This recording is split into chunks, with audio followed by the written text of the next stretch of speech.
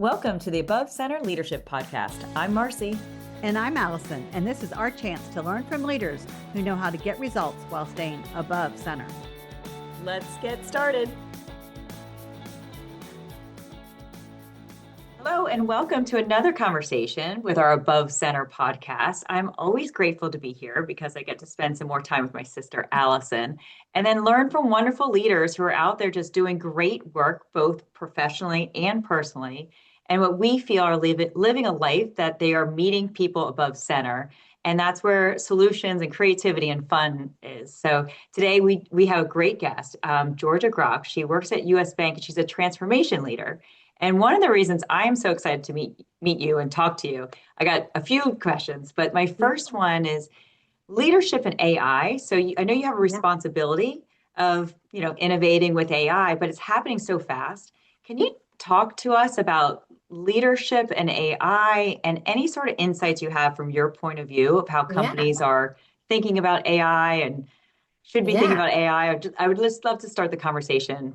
Absolutely. And that's a great question, right? And how fitting, right? That it is just what I happen to do for a living, and it's, in this space, so super interesting. But when it comes to leadership and AI, like what I have, like this is on top of mind for me all the time, right? The one thing that I preach to anybody who will listen is, it's not too late. Like, you haven't missed the boat, but you need to get on the boat quickly on even experimenting and making sure you're making time to experiment with AI tools. If you want to start, you can start very basic, very, low risk,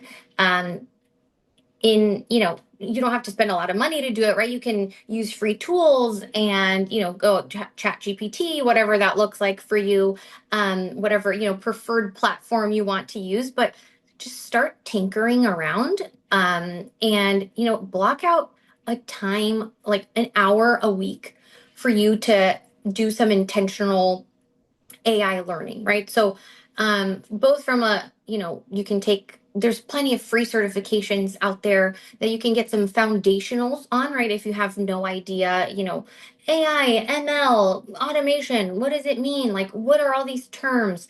If you're not that familiar with it, I think that's a great foundational place for you to start. Tons of great classes on LinkedIn Learning. Like, you can just, there's plenty, right? YouTube University, and all of those things, but foundational and then experimental learning, right, is you blocking that time and being intentional and sitting down and saying, all right, I have no idea about anything AI. I'm going to sit down with Chat GPT or Copilot or whatever tool you have access to, and just start asking it questions, seeing what it can do. Pop in a document in there and see what kind of questions you want to ask against it, right? And then you can have your own perspective too on like how, like, okay, like can maybe this thing replace me for real, right? Like, I think that's on top of everybody's mind. And I'm not in the mindset of like AI is going to come and like take all the jobs, right? Like, but I mean, even for me in this space, um, I I have a I sometimes have I think a healthy respect for being like these, you know, these types of technology that are just exponentially changing at such a rapid pace. Like, even for me, sometimes I'm like, oh, okay, like that happened very quickly. Like, I no longer need to be doing this because AI can do it for me. But I think it's just really reshaping how we perceive our own value adds, right? Like, you have to figure out what that thing that makes you very uniquely you, or you have to find your niche or that one thing that makes each and every single one of us sparkle or shine, right? Like, find what that is, triple down on it, and then have AI do all of the other nonsense stuff that you don't want to be bothered doing. Like, I hate looking through spreadsheets. Like, I joke with my team all the time. I'm like, oh my gosh, like, you're sending me a spreadsheet. I'm like, oh, like my eyes, like, I'm like, I can't function too many lines. Like, don't know. now I have, Copilot at my fingertips to sort through the data and help me analyze it and help me come to my own perspectives. And ultimately, like, that's how I see it. And I really encourage my team every day. And I'm like, whether, you know, you you learn it or don't, I really think that the jobs of the future will be for the folks who know how to utilize and interact with these tools, right? Why would somebody don't hang on to like these old ideals of like, oh, I'm only valuable because I can, for example, I'm making up an example, right? I can process map way better than this this AI tool, right? But like if AI can do it so much quicker and it's 80% as good, like, and that's also like a means to an end of you reaching to your solution, like like in the future, folks are going to hire people who are like, oh yeah, I can do that process map with AI and I can do 10 of them in the amount of time it takes somebody to do one of them. And then I can go off and do 15 other higher level tasks that are Yeah, required of we're me. we're definitely seeing it's, AI, it's not about the technology. Like it's not the same technology adoption rules that were in place over the past, century. It's really more about how are you elevating it as a thought leader with you and really with that confidence of like your wisdom, your value, your experience. If you had somebody like if you had a very high paying consultant or team of consultants, you have this idea, you have a map, you hand them the pen, they would Yep. kind of map it out, go away for, come back with all the binders and say, here it is. You're like, great. Well, now you just type it and whatever comes back, it's like you're in that whiteboard room where you're like, I don't know. I was kind of thinking it would look like this. And you can Exactly. ideate with somebody immediately and it can elevate your thinking. So it's really Exactly. it's pretty fun to see Yeah. how people are using it. It's super fun. And I mean, I love it. And I don't know if it's because, again, I've been in this space for a while. So it's just like part of the gig, but I love it. And I use it exactly for that as being like this, you know, a true co-pilot. Like, hey, like, what do you think of this? Like, I was thinking, I might want to do like, oh, okay, like we have to consolidate, you know, 5 different initiatives that I have. And they all are sort of similar, but a little bit different. Like, how might I organize this in a way that makes sense for me to present to, you know, senior leadership or whomever, right? Whomever needs to get the message. So it's just super helpful and I love it. I love tinkering with it um and just learning how to use it and for what, you know? Yeah. So, Yeah. so Georgia, you bring up so many wonderful and interesting topics. I know personally, in my college classrooms, I always tell the students not to outsource their creativity, but I've built them a GPT to use so they have a parameter in order to ask it questions. It's mostly Yeah. what they use it for. But I'm curious about team building. So, as you are able to do 10 reports in a very brief amount of time where it would have taken you a whole week to do, let's say. Right. So that changes the team dynamics in that who you hire and their job descriptions and how you keep that team fluid and moving. So, can you talk to that a little bit? Yeah. So it does, I'm not gonna lie, like even though like this is what, we're in this space and doing these things all the time, it still, I think, comes at a little bit of a culture shock to everybody. It does fundamentally change the team dynamics, right? So within a team, right, there's usually there's, it takes all different kinds to make the world go round, right? So, and that's exactly how it is on team too, right? So you have folks who are super fast adopters of AI. There's some who may not be, some folks who are very structured, some folks who are very creative, right? So there's all of these different personality, these different types, but I will say that it has been I've had to be very intentional about creating a team dynamics where the team feels, safe, feels comfortable, feels comfortable even bringing up like, hey, like I don't know that I like using this tool to like help me with this thing. Like I just, I don't really like the outputs. And it's just about like double clicking on those aspects too, to then figuring out and saying, okay, like, well, what about it don't you like? Like, right? Like, what's your apprehension? What are your fears? What are you, you why you might not want to use it? And have a real conversation, because ultimately, right, once you get down to like the brass tacks of it all, right?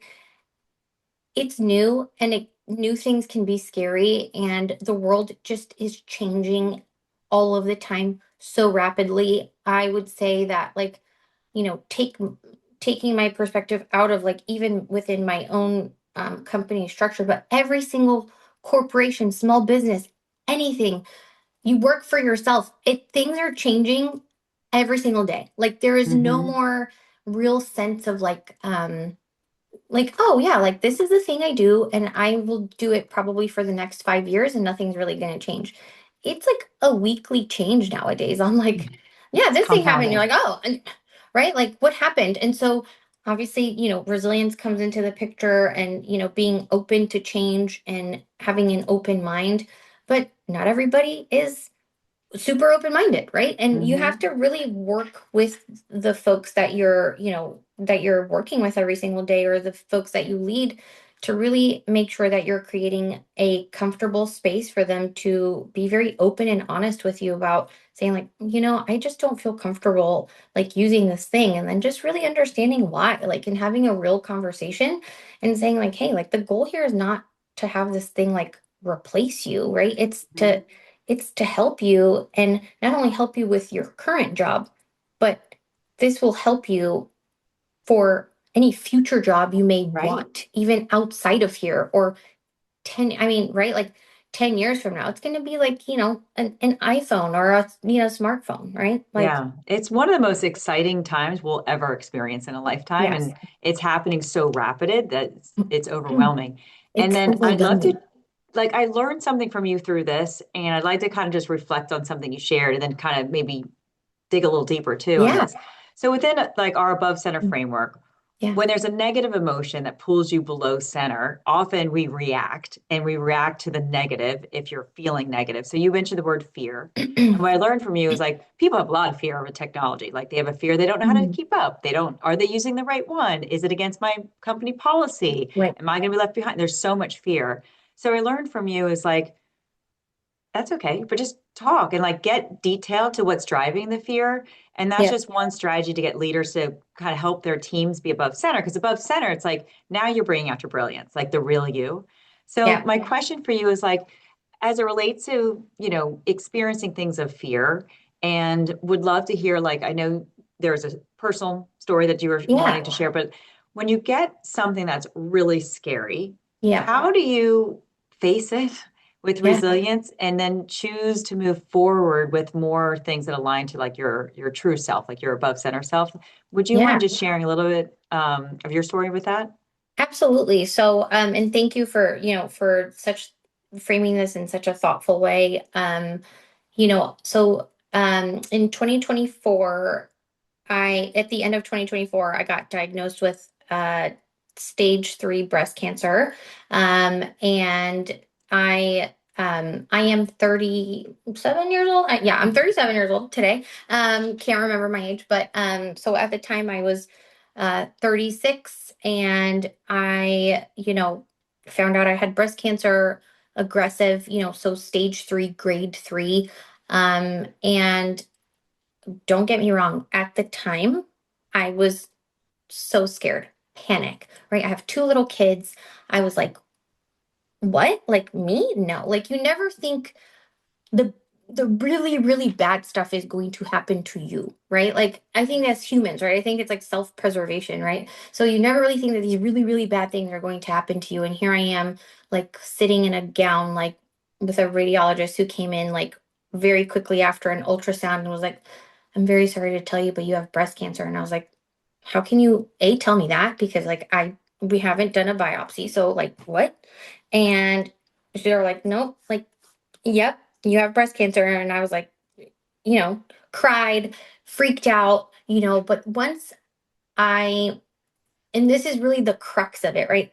Once I got knowledgeable on what was happening like to me, or once I started reading up on, okay, what does stage 3 grade 3 mean, like what type of cancer do I have, is it treatable, like then once I started, I got a biopsy done, I went to the doctor, I started to get information, then that fear started to sort of calm down a little bit, and then I felt empowered, and not only did I feel empowered at the time, but you know, I hate to say that, like everybody who's had cancer or has cancer always says it's like it's never a club anybody wants to join, but once you're part of that club, right, the people that you meet or the things that you learn about yourself are extraordinary. Like I feel like the silver lining in all of this was that um I really felt like I truly found out like what I was made of. Like I was like, you know what? Like, and when you're faced with something really scary like that, you don't have any other choice but to do it. The only way to get to the other side is to go through it, right? So it's like, okay, well, what am I going to do? If I sit here and feel sorry for myself and cry, cry, cry, cry, cry, sure, that feels good and you can let it out and that's okay. But like, uh, there's like a quote, and I don't even know who like said this, but it's my husband and I talked about this before, and it's like a feeling can turn into a mood. Yeah, a feeling can turn into a mood can then turn into a personality. Like don't let Hmm. your mood or, something that happens you turn into you. Like, and I Yeah. didn't want that. I was like, there's no way like that this cancer is going to like get me down. Like, and I had no other choice, right? I have little kids. I have, I have a wonderful family, wonderful husband. I was like, no. I'm like, no, no, like I'm going to do every single thing. And I feel like that almost made me like hit the gas harder. But that's because I feel like I felt empowered with Hmm. knowledge. And I think that really applies to like life in general. The more you learn, the more you understand things, the less scary it becomes, right? And like, hate to compare cancer to AI, right? But like, it's a similar thing, right? Like we're afraid and there's fear, and what is it doing? Is it going to take my job? Like, if that happens, right? Like in some world fashion, right? Then that happens, and we have to deal with it, and you have to be strong and you have to like dig deep to say, yep, like this thing happened, but these are the cards that I was dealt. No one said life has to be fair. And the only way for me to move on is to move through it. And I have to deal with it, right? Once you're staring at something like very scary, it puts so much into perspective. So yeah, so that's like how I really think of that. And I feel like um being empowered with knowledge really took that fear aspect and then really made me like find out what I was like made out of. Like I was like, yeah, like nobody can tell me nothing anymore. I'm just like, you know what? Like I did this thing, it was really hard. Like, let's go. I'm ready. But All right, please Georgia, God, don't that's for anything else. such a wonderful framing of your positive outlook.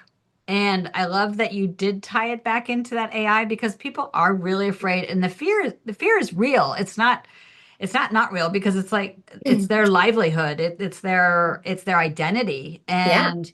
And so the whole thing about don't let it become your identity. And it's don't let that fear of the unknown become your identity. It's really truly about growth, right? Yeah. It's you're not just embracing AI or, health challenges, but Yeah. you're saying, you know what? We're not just doing this, we're going through this. That was wonderful. Yeah. Yeah. And I And mean, yeah, go ahead. and I find what's so fascinating. So we're lucky, Alice and I are lucky because we know a little bit of the backstory before the show was recording. But what's amazing is you not only learned how to navigate being a mom, being a fool for yourself, like being present for all the things you need to do, but you even grew your team and you did things like you actually didn't Yeah. use this as a peace out, I'm going to play small in Yeah. my work life because I have this obvious terrible thing Yeah. going on. You actually you got empowered by it. So can Yeah. you share a little bit about that too? Sure. Yeah. Like I feel like it like really leaned into that. It it was something like I said, like I feel like I really learned so much about myself, right? Because when something like that puts things into perspective for you, right? Um, the little things that we get, hyper on any given time, right? Like become you look at it from a lens of like that is actually like a little thing, right? And you start looking at your your life and you say, okay, wow, like my mortality is very real, right? So like what is it that I want to spend my time doing, right? Do Mhm. I want to make a big impact? Do I want to, go off and, travel the world? Like whatever that thing is for the person, right? Like that's what you end up really finding out, like what's truly, truly important to you. And obviously, not that I didn't know this before, of course, like my kids, super important to me. My husband, super important to me. My family, super important to me. And I made sure that even though I was like going through chemotherapy, doing all this stuff, like I volunteered at my kids' school. Like I made sure I was intentional with the selective things that I could do um to spend time with them. But it really just yeah, like it made me feel like tomorrow is not promised, right? So why not go hard? Like I'm just gonna go hard at everything I love to do because I do love my job, I love my career, I love my family, and it's like I'm gonna go hard on all the things that I love, and that included like my career, my job, and I was like, you know what? Let's go 100,000 miles per hour because it's like, what do I have to lose? Nothing.